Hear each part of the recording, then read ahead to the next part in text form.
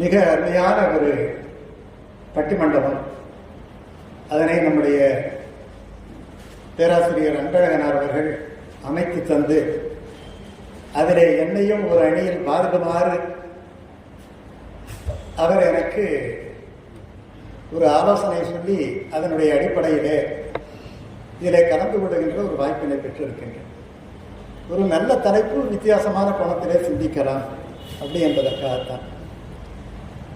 இப்போ இந்த சந்திரையா அவர்கள் ஆரம்பத்தில் இறை வணக்கம் பாட வரும்பொழுது அங்கேயும் மைக் இருக்கு கண்ணகி கிட்டையும். ஆனாலும் அவர் பாருங்க ஒரு குறியீடாட்டம் சீதை கிட்ட தமிழ்தாய் வாழ்த்து பாடுறார். அதுவே ஒரு நல்ல சகுனம் ஆரம்பிக்கிறதுக்கு இல்லையா? நான் அங்கே இருந்தாலும் மைக் இருக்கு. அப்போ அவர் நோக்கர்களுடைய பார்வை முழுக்க இங்க நோக்கிக்கிட்டு இருக்குங்கிறது தெரியுது. ஒண்ணு. ரெண்டாவது, எனக்கு இன்னொரு ரொம்ப சந்தோஷம் என்ன அப்படின்னு சொன்னா, நம்ம பத்திரிகையில வழக்கறிஞர் வழக்கறிஞர் வழக்கறிஞர் போட்டுக்கிட்டே இருக்கிறோம். அவர் எப்படியாவது நடுவர் ஆகிவிட வேண்டும். ஒரு பெரிய வித்தியாசம் ஒண்ணு இருக்கு. இப்போ வழக்கறிஞர்னா என்ன, நடுவர் என்னங்கிறதுக்கு ஒரு சின்ன டெபினேஷன் இருக்கு. ஐயாவுக்கு வழக்கறிஞராக இருக்கிறதால தெரியும். வழக்கறிஞர் என்றால் அவர்கள் கட்சிக்காரர்களின் பக்கத்தில் இருக்க வேண்டும். கட்சிக்காரன் நல்லவனா கெட்டவனாங்கிறது கூட வேற செத்தானையா. வழக்கறிஞர்னாலே வழக்கை எடுத்து சொல்லுவான் தானே, அவன் கட்சிக்காரன் பக்கத்துல தான் இருக்கணும். ஆனா நடுவர் கட்சிக்காரன் பக்கத்தில் இருக்கக்கூடாது. நடுவர் எப்பொழுதுமே நியாயத்தின் பக்கத்திலே இருக்க வேண்டும். இதுவரை கட்சிக்காரன் பக்கத்திலே இருந்த நம்முடைய வழக்கறிஞர் பாஸ்கரன் அவர்கள் இப்பொழுது நடுவர் பொறுப்பு ஏற்றிருப்பதால் அவர் நியாயத்தின் பக்கம் நியாயமான தீர்ப்பு வழங்குவார் என்று நினைக்கிறேன். ரொம்ப அற்புதமான விஷயம். எனக்கு பொன்னம்பலம் ஐயா சிலப்பதிகாரம் பாடம் எடுத்துட்டாரு. ஆனா நான் என்ன சொல்றேன்னா, இப்போ வழக்கறிஞர் இருக்கிறாருன்னா ஒரு பெயில் அப்ளிகேஷன் வந்தா அது அந்த பெயில் கொடுக்கலாமா இதுதானே பார்க்கணும். Should not go in the merit of the case சொல்லுவாங்க. இவர் மெரிட் ஆஃப் த கேஸ்ல இப்ப இது தெய்வ மகளா அந்த மகளா சொல்லிட்டீங்க, 2 காப்பிய தலைவின்னு சொல்லிட்டீங்க. தெய்வ காப்பிய தலைவி மனித காப்பிய தலைவி 2ல யார் சிறந்தவரை நான் போட்டிருக்கிறீங்க? 2 காப்பிய தலைவிகள் இல்லையா? இதை நம்ம ஒப்பிடணும். 2 பெண்கள் துன்பப்படுகிறார்கள், அவ்வளவுதானே. இப்ப நம்ம அவங்க என்ன ரொம்ப அழகா கொடுத்திருக்கிறாங்க. அந்த தலைப்பு சோதனைகளை பன்மையில சொல்லிட்டாங்க. ஒரு சோதனை கிடையாது, நிறைய சோதனை. அப்ப சோதனைகளை என்னாலே இதுல கவுண்டிங்கிறது வந்துருது இல்லையா? நான் இப்ப அனலிட்டிக்கலா கொண்டுட்டு போகலான்னு இருக்கேன். ஏன்னா நம்ம ஏதோ ஒரு விஷயத்துல சிந்திக்கணும். அவர் ஒரு விஷயத்தை சொன்னாரு. அதாவது சீதை பிரிவினும் சுடுமோ பெருங்காடுன்னு சொல்லி போனதாலதான் அத்தனை கஷ்டமா வந்தது அப்படின்னுட்டு. இப்ப கண்ணகி மட்டும் என்ன 1000 பவுன் கொடுத்துட்டு மாதவி வீட்டுக்கு போகும்போதே இழுத்து போட்டு சாத்தி இருந்தா அது நடந்திருக்கலாம். இவன் ஏன் சார் கால் சிலம்பு வைக்கணும்? இல்ல அந்த மாநாயகரும் மாசாத்துவனும் எங்க போயிருக்கிறாங்க? 2 பேரும் அந்த பூம்புகாரில் தானே இருக்கிறாங்க. அந்த பூம்புகாரில் ஒரு பஞ்சாயத்து வச்சிருக்கிறான்ல. ஆனா இதுதான் நம்முடைய செம்மனோடுகள் சொன்னார், பஞ்சாயத்து வைக்கலாம் தான், ஆனா அவன் எந்த வீட்டுல இருக்கிறான்னு தெரியல. அதனால இது ஊழ்வினைங்கிறத பத்தி எல்லாம் ஊழ்வினை 2 பேருக்குமே ஊழ்வினை இருக்கு. இது அடுத்தது காப்பியத்துல எங்கேயுமே சீதையை தெய்வ மகளிர்னு காமிச்சிருக்கிறாளா? காமிச்சிருந்தா ராவணனை ஏன் சார் பரமசாலை எடுத்து விட்டுட்டா கீழே வைரான வச்சுட்டு போயிடுறா, முடிஞ்சு போச்சு இல்லையா? தெய்வ மகளிருக்கு எதுக்கு சொல்லி நான் சொல்லிருக்கணும். அப்பயே இலங்கையை கேலி பண்ணிட்டு வந்துட வேண்டியது தானே. அப்படியெல்லாம் அவள் காண்பிக்கவில்லை. எந்த இடத்துலயுமே அவ பண்ண ஒரு சாதாரண பெண்ண. அது மட்டும் இல்ல, மானுடம் என்னட்டு இங்க வந்துட்டா, இங்க எல்லாம் மனுஷன் தான். நீங்களும் மேல இருந்துதான் கீழே வந்திருக்கிறீங்க. எங்க இருந்து வந்தீங்கன்னு தெரியல. அடுத்த பிரச்சனை, எல்லாருமே அங்க இருந்துதான் வந்திருக்கிறோம் இல்லையா? ராமனும் இந்த பூமியிலே தான் வாழ்ந்தான், சீதையும் இந்த பூமியிலே தான் வாழ்ந்தான். 2 பேரும் காப்பிய தலைவி. அதோட விட்டணும். அப்படி பார்க்கும் பொழுது இந்த சோதனைகளை 2 விதமா எடுக்கலாம். ஒண்ணு குவான்டிட்டி, இன்னொன்னு குவாலிட்டி. சோதனையில குவாலிட்டி இருக்குது இல்லையா? சோதனையில சாதாரணமா கத்தியால் எடுத்து வயிற்றுல குத்துறதுக்கு கழுத்தால குத்துறதுக்கு வித்தியாசம் இருக்குது இல்லையா? இப்ப 2 விதமான சோதனைகளையும் நம்ம சிந்தித்து பார்க்க வேண்டும். அந்த அடிப்படையில பாத்தீங்கன்னா இந்த சிலப்பதிகாரத்துல 3 காண்டங்கள் இருக்கு. 3 காண்டத்துல புகார் காண்டத்தினுடைய நல்லா தான் வாழ்ந்துகிட்டு இருக்கிறா மாசரு பொண்ணு. இல்லைன்னு சொல்றா இல்லையா? சொல்றான், தாளாட்டுறான், எல்லாம் பண்றான். அவளுக்கு 16, 12 ரெண்டும் சேர்ந்து நல்லா தான் வாழ்ந்துகிட்டு இருக்கு. யாரோ புதுசா ஒருத்தியை பார்த்தா கூட போயிட்டான், முடிஞ்சு போச்சு விஷயம். அவன் காத்துக்கிட்டு இருக்கிறான், அவளுக்கு வேற சோதனைகள் எதுவும் வரல. அதாவது பிசிக்கலா மென்டலா ரெண்டு விஷயம் சொல்லுவோம் இல்லையா? பிசிக்கலா அவனுக்கு எந்த விதமான சோதனைகளும் கிடையாது. மன உளைச்சல் இருக்கிற கணவன் விட்டுட்டு போயிட்டானே, இருந்தாலும் அவனை ஒன்றும் பண்ண வேண்டாம். ஏதாவது தூது அனுப்புறாளா? ஒண்ணுமே பண்ணல. 4 பேர் அனுப்பி ஏதாவது சொல்றாளா? ஒன்றும் சொல்லல. எந்த நியூஸும் கன்வே பண்ண இவ பாட்டி இருந்துகிட்டு இருக்கிற. சரி, எங்கேயாவது சந்தோஷமா இருந்தா சரிதான் அப்படின்னுட்டு. ஆகையினால அது ஒரு பெரும் துன்பம் என்றாலும் கூட அது தனிப்பட்ட முறையிலே அவளுக்கு ஏற்பட்ட துன்பம், அவள் கற்புக்கு வந்த துன்பமோ மற்றது பெரிய விஷயமா நம்ம எடுத்துக்க முடியாது. அடுத்தது அந்த கணவனை பிரிகிறார். ஆனால் சீதை பிரிக்கப்படுகிறார். சீதாவா சப்ஜெக்டட். நீங்க ரெண்டுத்துக்கும் வித்தியாசம். தூக்கிட்டு போயிடறான் இல்லையா? கணவன் பிரியல, கணவன் கூடவே இருக்கிறான், நல்லா சந்தோஷமா இருக்கிறாங்க. ஆனா அவளை தூக்கிட்டு போயிடறான், அந்நிய ஆடவன் தூக்கிட்டு போறான். அந்த விஷயம் கண்ணகிக்கு கிடையாது. 2. இப்போ மதுரை காண்டத்திலே அவள் துன்பப்படுகிறாள், கணவனை இழக்கிறாள், வழக்காடுகிறாள், மதுரையை எரிக்கிறாள். வஞ்சி காண்டத்திலே அவள் சொன்ன மாதிரி தெய்வமாகி விடுகிறாள். அவ்வளவுதான். இவ்வளவுதான் அவளுடைய வாழ்க்கை. ஆனால் சீதைக்கு 6 காண்டத்திலும் சோதனை இருக்கிறது. நம்ம ரொம்ப நுட்பமாக நான் குவாலிட்டியில சொல்லிட்டே வர 6 காண்டத்துக்கு. இன்னும் சொல்ல போனா உத்தரகாண்டம் கம்பன் எழுதலையே தவிர உத்தரகாண்டத்திலே அவனுக்கு மறுபடியும் சோதனை இருக்கு. மறுபடியும் கணவனை பிரிகிறான், எல்லாருக்கும் தெரியும். இப்போ என்ன முதல்ல பாலகாண்டத்துல என்ன சோதனை வந்ததுன்னு நீங்க கேட்கலாம். நீங்க ஒரே விஷயம் பாருங்க, சாதாரண பெண் ஒரு திருமணத்திற்காக காத்திருக்கிறாள். ஆனால் இயல்பான ஒரு திருமணம் நடப்பதற்கான சூழல் இல்லை, இல்லையா? என்ன சொல்றா? ஒரு வில்ல கொண்டாந்து வச்சுட்டான். அந்த வில்லை எவன் தூக்கி முறிப்பானோ அவனுக்கு தான் பொண்ணா. ஒரு கால் அவளுக்கு தூக்கி முறிக்கிறதுக்கு ஆளே வரலன்னு வச்சுக்கிங்க. என்ன சார் ஆகுறது? சீரியனுடைய நிலை என்ன சார்? சரி, இதை நான் சொல்லல, கம்பரே காட்டுறான் இல்லையா? கம்பரே என்ன சொல்றா? சோதனைவில் மாயற்கு நான் தோற்றனன் ஐயவில் ஏற்றுமேல் இடக்கடல் ஏற்றுமென்று சொல்றானா இல்லையா? இவன் இந்த வில்லை ஏற்றிட்டான்னா எனக்கு என்னுடைய சோதனைகள் எல்லாம் போயிடுச்சு. ஒரு தந்தைக்கும் ஒரு பெண்ணுக்கும் திருமண வயதிலே அங்கேயே ஒரு சோதனை. சரி, கல்யாணம் பண்ணிக்கிட்டா அது மட்டும் இல்ல, அங்கே ஒரு சிக்கல் பாருங்க. நீங்க ஒரு பெண்ணினுடைய உளவியல் பூர்வமாக பார்க்க வேண்டும். தெருவில் போற ராமனை பார்த்துட்டா காதல் கொண்டு விட்டாள், அதனால அவ தனியா இருக்கிறான். இவன் நமக்கு கணவனா வருவானா வரமாட்டானான்னுட்டு அதுல பின்னோட செய்தி அவளுக்கு போயிடுது. இப்போ ஒரு சந்தேகம் வருதா இல்லையா? நம்ம பார்த்தவன் தான் வில்வடிச்சானா, இல்ல வில்வடிச்சவன் வேறதா இருந்தா என் மனம் ஏற்கனவே போயிடுச்சு. இப்ப இது ஒரு பெரிய சோதனை இல்லையா சார்? விரும்புறது ஒருத்தவனை, கட்டிக்கிறது ஒருத்தவனை. எந்த பெண்ணுக்கு வந்தது? கண்ணகிக்கு வந்ததா? வரல. அப்போ கடலிடு குந்தலும் துகிலும் சோர தடல் இடு வள்ளியே போல் சாம்பினான்னு கம்பன் எழுதுறான் இல்லையா? அவ ஒரு துடிச்சுக்கிட்டு இருக்கிறான். கல்யாணம் ஆகுற வரைக்கும் திரும்ப வந்து அவன் தான் வில்வடிச்சான்னு சொல்ற வரைக்கும். திருமணமானவனே பரசுராமன் வந்துடுறான். ஊருக்கு போய் சேருவோமா இல்லையா என்கிற அளவுக்கு அங்க ஒரு சோதனை வந்துடும். சரி, இதுக்கு மேல பாருங்க, தசரதன் இன்னைக்கு ராஜ்யம் உனது என்கிறான், அடுத்த நாள் ராஜ்யம் இல்லைங்கிறான். ஒரு பெண்ணினுடைய நிலவரத்தை எடுத்து பாருங்க. நீங்க ஒரு காப்பியத்தை நம்ம வாழ்வியலோடு பொருத்தி பார்க்கணும். ஏதோ தூரத்துல புஸ்தகமா எடுத்து பார்க்கணும். நீங்க அப்படியே நீங்க அந்த நிலையில இருந்து பாருங்க, ஒரு பெண்ணினுடைய நிலை இருந்து பாருங்க. உங்க அப்பா சொத்தெல்லாம் இன்னைக்கு மொத்தமா எழுதி வைக்கிற, நாளைக்கு காலையில இல்லைங்கிற என்ன சார் சொல்லுவா? இந்தால ஏன் கட்டிக்கிட்டோங்க நடக்காரா இல்லையா? இது சீதைக்கு வருகிறது. ஆனா அப்படி நினைக்கல. ஆனா இவன் ராமன் சொல்றான், நீ வராத, நீ சந்தோஷமா இரு, நான் போயிட்டு வரேன்னு சொல்லும் பொழுதுதான் அவ சொல்றா, பரிவுகேந்த மனத்து ஒரு பச்சிலாது வருவுகின்றனை ஊழி அறுக்கணும் எரியும் என்பது யாண்டையது இண்டுபின் என் பிரிவினும் சுடுமோ பெருங்காடு சொல்லிடா இல்லையா? அதனால கூட போறான். இப்போ இந்த சோதனைகள் எல்லாம் பாலகாண்டத்திலே வந்த சோதனை. அடுத்து பாருங்க, ஆரண்ய காண்டத்துல நீங்க பாருங்க, போய் காட்டுல போய் நிம்மதியா இருக்க முடியுதா? விராதன் அப்படியே கோழி கொஞ்சம் தூக்குற மாதிரி தூக்கிட்டு போறான். அந்த கண்டத்தை படிச்சு பாருங்க, அருமையா சொல்ற. அல்லி புல்லும் அலர் அன்ன மனையாடை ஒரு கை சொல்லும் எல்லையில் முகு சொல்லலையா? சொல்றது கூட தூக்கிட்டு போயிடுறான். அது மட்டும் இல்ல சார், அந்த விராதன் கிட்ட சீதை என்ன சொல்றா தெரியுமா? அறமுடையவர்களை விட்டு விடுங்க, என்னை வேண்டுமானால் ஒரு அழகான சொல் போறான். சாப்பிடு என்கிற சொல்ல கம்பன் போடல, நுகர்திங்கிற. நீங்க அதை நினைச்சு பாருங்க. என்ன பண்ணாலும் ஏதாவது பண்ணிக்கிங்க. ஒரு பெண்ணுக்கு இதை விட என்ன சார்? இந்த சோதனை எங்க சார் உங்க கண்ணகிக்கு வந்திருக்கு? சொல்லுங்க பாப்போம். இல்ல ரைட்டா, என்னை வேண்டுமா?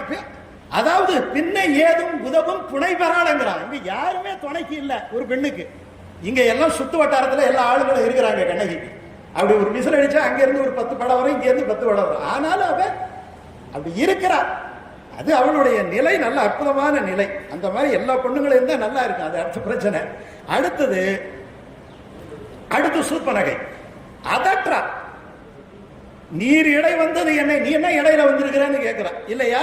நிர்தந்தம் பாவை 5 நாள் 5 அன்னம் மின்னடை அரசகோடி பிஞ்சின் மெல்லடிகள் நோப பதைத்த நாள் என்கிற.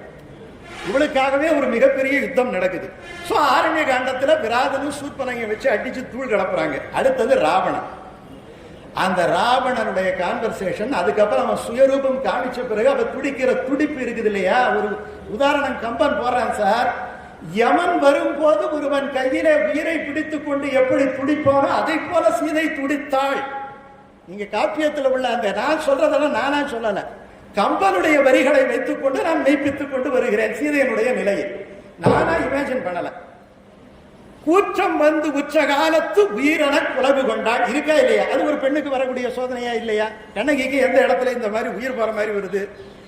அதுக்கப்புறம் தூக்கிட்டே போயிடலாம், தூக்கிட்டு போயிடலாம்.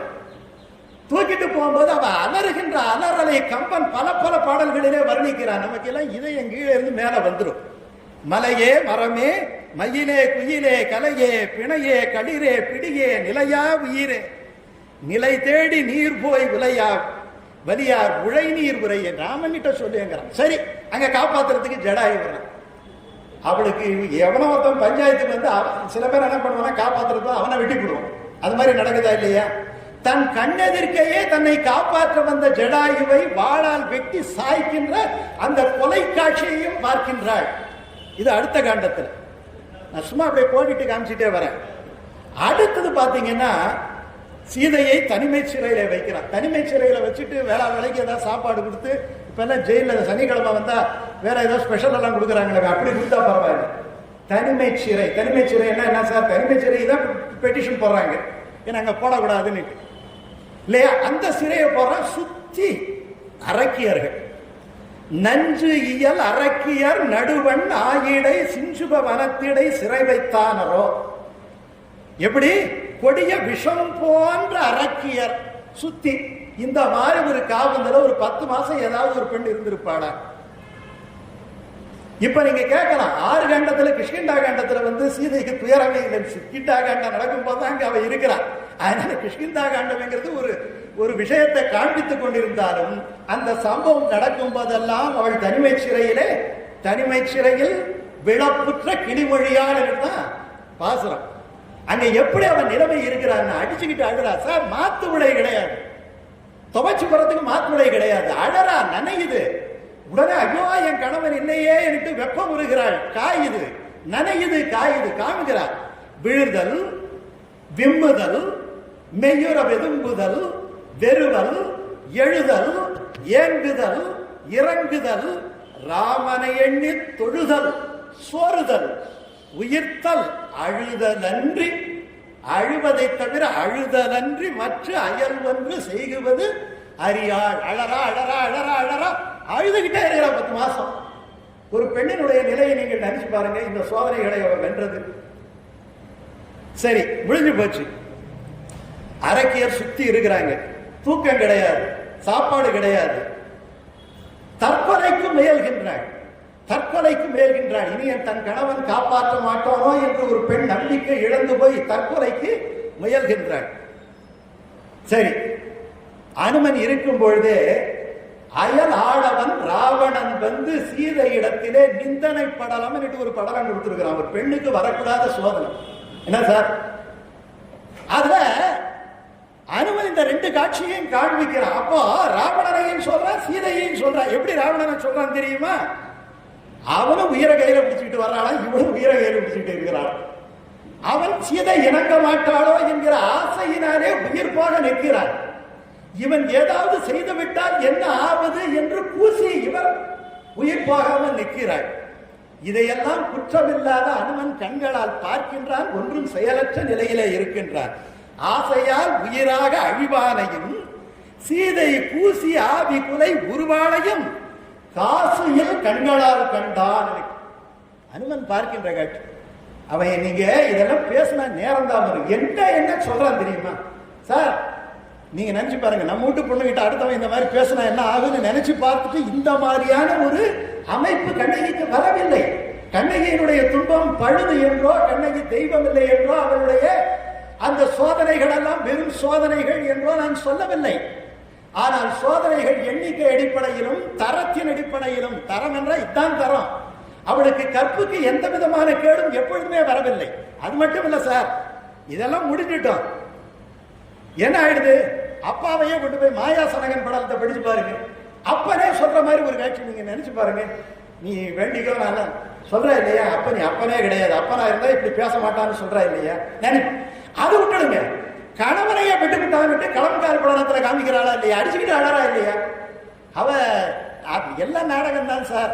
நாடகம்னா எல்லாம் நாடகம் தான். நாடகம்னா நாடகமா நிஜமானிட்டு தான் நீங்க தலைப்பு போட்டிருக்கணும் இல்லையா. நாடகம் இதுதானே, காட்சிகள் காட்சிகள் தான். சினிமா படம் 2 படமா இருந்தா 2 சினிமா படம் தானே. இந்த சினிமா படமா அந்த சினிமா படமாங்கிறது தானே தவிர, நீங்க கம்பேர் பண்ணும்போது இதை ஒட்டி தான் கம்பேர் பண்ணணும். இதெல்லாம் ஒரு பெண்ணுக்கு வரக்கூடிய எல்லா சோதனைகளையும் இன்று ஏற்றுக்கொண்டாலும் கூட, ராமன் வெற்றி பெற்ற பிறகு எந்த கணவனுக்காக 10 மாதம் சிறையிலே இருந்தாலோ, எந்த கணவனை நினைத்து நினைத்து கண்ணீர் உடுத்துக் கொண்டிருந்தாலோ, ஒரு பெண் எதை தன்னுடைய அடுத்த ஆடவன் தன்னுடைய கற்பினை சந்தேகப்படுவது கூட ஒரு காப்பியத்திலே ஒரு பெரிய விஷயம் கிடையாது. 4 பேர் பெண்களை பத்தி அப்படித்தான் பேசுறான். அதை எந்த கணவனும் பொறுத்துக் கொள்வாள், எந்த மனைவியும் பொறுத்துக் கொள்வாள். ஆனால் ஒரு கற்புடை மகளிருக்கு கற்பை ரொம்ப எப்படி கடைபிடித்தாள் என்பதை அனுமனித்தனைக்கு சொன்ன பிறகும் அவளை அழைத்து வந்து தன்னுடைய கணவனாலேயே அவள் பேசுகின்ற காட்சியை நீங்கள் கம்பரில் மகா வித்வான் மீனாட்சி சுந்தரம் பிள்ளை, நான் சொல்றேன் தமிழ் வித்வான், அந்த தமிழ் வித்வான் புத்தாலத்தில் ஒரு வீட்டினுடைய மாடியிலே இரவெல்லாம் இந்த மாதிரி ஒரு துண்டு கழுத்தை போட்டுக்கிட்டு அழுதுகிட்டே இருப்பார். என்னையா அழுதுங்க, ஏதாவது காசு பணம் பிரச்சனையா, நான் உடனே கொடுக்குறேன்னு அந்த தனவந்தர் கேட்டார். அப்பதான் சொன்னாரா, ஏதோ புத்தகத்தை படிக்கிறீங்க அழுகிறீங்க, புத்தகத்தை படிக்கிறீங்க, அது என்ன புத்தகம்னு கேட்கும்போது சொன்னாரா, கம்பன் கம்பராமாயணத்தை படித்து கண்ணீர் விட்டு கதறுகின்றேன். யார் சொல்றது? நம்ம தாத்தா மீனாட்சி சுந்தரம் பிள்ளை. அந்த மீனாட்சி சுந்தரம், ஏன்னா நீங்க அந்த இது அந்த ராமன் சொல்லுகின்றார் சார், கேட்கவே முடியாது சார். நான் ராமனை கும்பிடுறவன், எனக்கே ராமன் மேல கோபம் வந்துருச்சுன்னா பாத்துக்கோங்க. இப்படி கூட ஒரு ஆள் இருக்க முடியுமா? என்ன சொல்றேன் பாருங்க சார். நீ நெடுங்காலம் அயலான் வீட்டில் இருந்து விட்டாய், நீ ஏன் இன்னும் சாகவில்லை? கேட்கிறானா இல்லையா? ஒரு பெண்ணை பார்த்து ஒரு கணவன் கேட்கலாமா? அப்படி கேட்கிறானா? கண்ணகி கிட்ட கோவலன் கேட்கிறானா? மறுபடியும் ஆயிடுறான், ஏதோ ஊழ்வினையில அந்த சிலம்பை கொண்டு போய் விற்கிறான், அவன் ஏதோ ஒண்ணு கிடக்க ஒண்ணு பண்ணிடுறான். அவன் மேலேயும் தப்பு கிடையாது, ஏன்னா அவன் சரியா பாண்டியனா தப்பான மன்னவனா, ஏதோ அவன் நேரம் சரியில்லை இல்லையா. ஆனா இங்க பாருங்க, நெடுங்காலம் ஏன் சாகவில்லை? நீ கொஞ்சம் கூட பயம் இல்லாம என் முன்னாடி வந்து நிக்கிறியே, நான் ஒன்னும் உனக்காக சண்டை போடல, நான் ஒன்னும் உனக்காக சண்டை போடல. நீ என்ன நல்ல சைட் டிஷ் எல்லாம் வச்சு சாப்பிட்டியா, மாமிசம் எல்லாம் சாப்பிட்டியா? கடைசியில அவ பிறந்த குலத்தையே கூட சந்தேகிக்கிறான். நீ சிறந்த குலத்தில் பிறந்திருந்தால் நீ எப்பொழுதோ இறந்து போய் இருப்பாய், எப்பொழுதும் ஒன்றும் கெட்டுவிடவில்லை. ஒன்று நீ சாகு, இல்லாவிட்டால் இஷ்டம் போல் வாழ். நீ சாகு. இது ஒரு பெண் ஒரு கணவனின் மூலமாக கேட்கக்கூடிய ஒரு சோதனையை விட விஞ்சிய சோதனை ஏதாவது இருக்கிறதா என்று இந்த மன்றம் பண்ணணும்.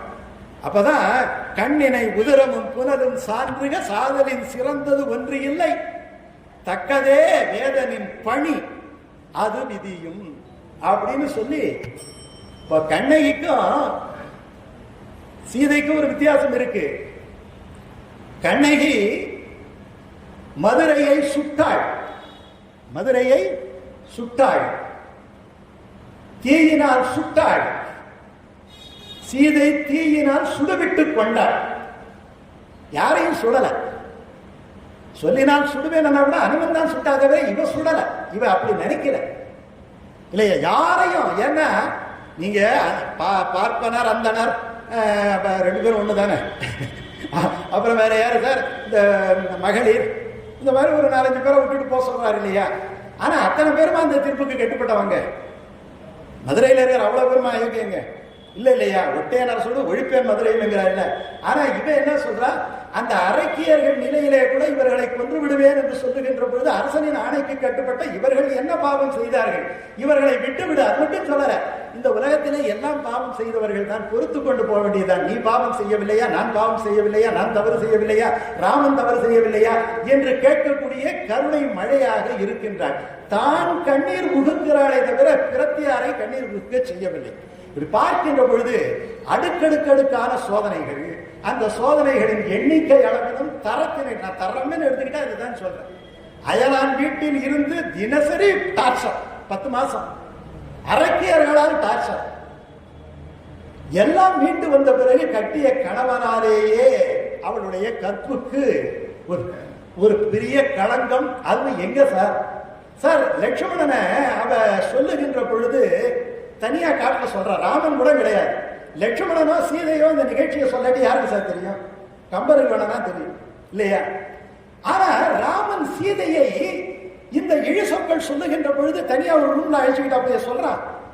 இத்தனைக்கு அரக்கர்களை விபீஷணன் விரட்டுகின்ற பொழுது அவனையும் கண்டித்து எல்லோரும் இருக்கட்டும் சொல்றானா இல்லையா? அப்போ ஒரு ஊரை கூட்டி வச்சு ஒருத்தவன் தன்னுடைய மனைவியின் பேர்ல பணி சொல்லுகின்றான். அந்த மனைவி அதை கேட்டு சகித்துக் கொண்டு அதிலே இருந்து மீண்டு வருகின்றாள் என்று சொன்னால், நீங்கள் அந்த நிலையை நினைத்து பார்த்தால் நீங்களே முடிவு செய்து கொள்ளலாம். சோதனைகளை வென்றவரில் கண்ணகியை கொஞ்சம் கூட 5% கூட குறைக்கல சார். கண்ணகி கற்பு கரசி, தெய்வமானவள், எவ்ரிதிங் சால் ரைட். நான் அந்த பெரிதும் என்கிற வார்த்தை மட்டும் கொஞ்சம் பெருசுபடுத்தி பாருங்க. இது 10 பாயிண்ட்னா அது 11 பாயிண்டா வச்சுக்கோங்க, அல்லது 10.5 பாயிண்டாவது வச்சுக்கோங்க. அந்த அரை பாயிண்ட் கிரெடிட் சீதைக்கு இருக்கிறதா இல்லையா என்பதை நம்முடைய நடுவர் அவர்களும் இந்த மையம் சான்றோர்களும் முடிவு செய்ய வேண்டும் என்று சொல்லி என்னுடைய வாய்ப்புக்கு நன்றி பாராட்டி விடைபெறுகிறேன். நன்றி, வணக்கம்.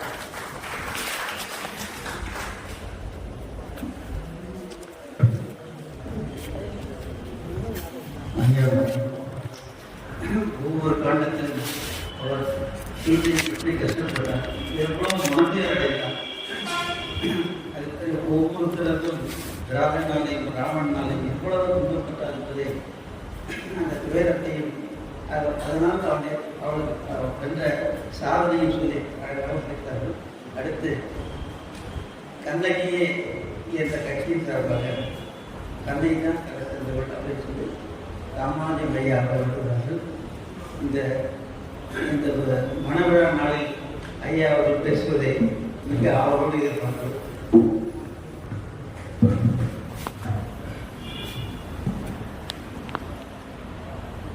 தமிழ் பேரவையின் 134வது மாத இலக்கிய சந்திப்பு கூட்டத்திற்கு சந்திப்பு நிகழ்ச்சியில் பட்டிமன்ற நிகழ்ச்சிக்கு நடுவராக பொறுப்பேற்று சிறப்பித்துக் கொண்டிருக்கின்ற தமிழ் பேரவையின் தலைவர் ஐயா அவர்களே, எனது அணியின் தலைவர் பேராசிரியர் டி பொன்னமலை அவர்களே, சீதையே என்று பாதித்து அமைந்திருக்கக்கூடிய பேராசிரியர் கோகுலேஸ்வரி ஐயா அவர்களே, அதே அணியில் பேச இருக்கின்ற திருமிகு ராஜமகன் ராமானுஜதாசன்